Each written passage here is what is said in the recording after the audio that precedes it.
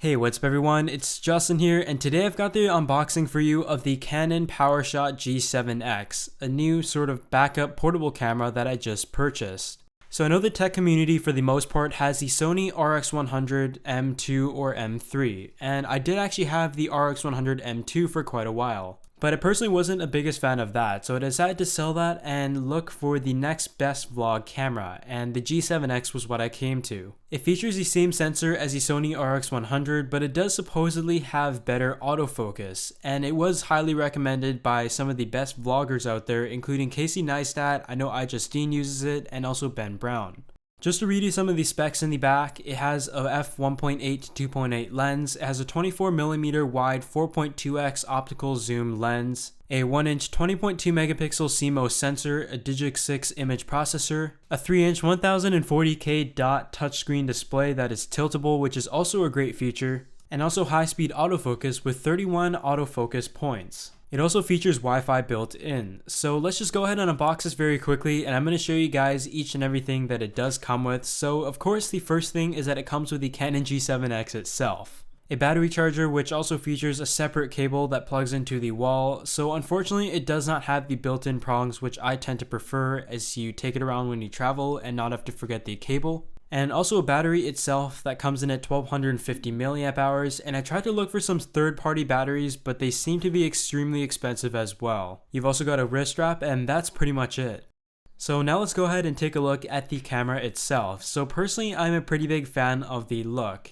In the past, I haven't really looked into the Canon digital point and shoot line, but like I mentioned, I wasn't the biggest fan of the Sony RX100, so upon my research, this was the next best option. On the back, you do have that 3-inch touchscreen display, as well as a few dials on the right side and a small grip, and on the top you will find your dials for the exposure compensation, the modes, and also the shutter release button and zoom. I also really like the red trim going around the dials. And here's just a closer look at the different modes, including the on-off button, the zoom, and also the modes that are available. The camera itself comes in at 1.6 inches thick, and you can see that the lens does protrude a little bit with a small dial, and on the side you will find your AV out and HDMI port, as well as the Wi-Fi enabling button.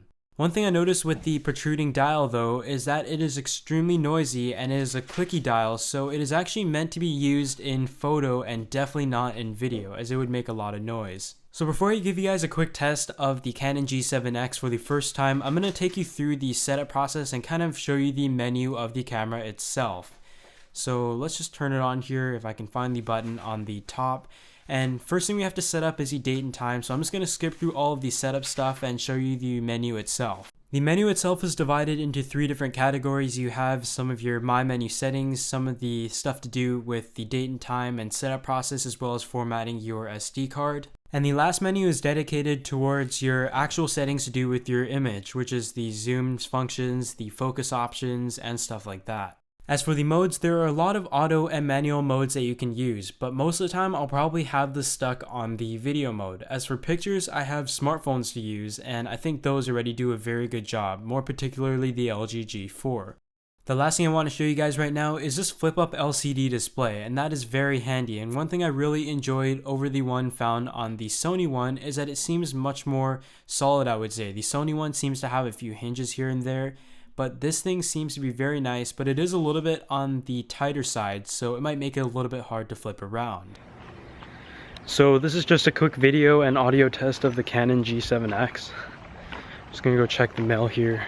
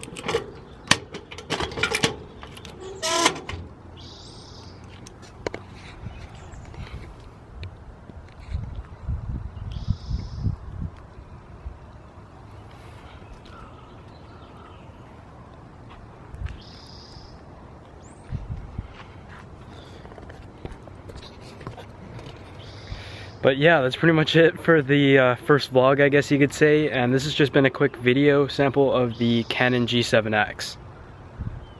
But other than that, this has just been an unboxing and first look at the Canon G7X, and I'm sorry if I almost seem like I didn't know much about this camera, but I'm going to use it for a little bit, more particularly in the summer. But other than that, hope you guys enjoyed this video, and I'll see you all in the next one.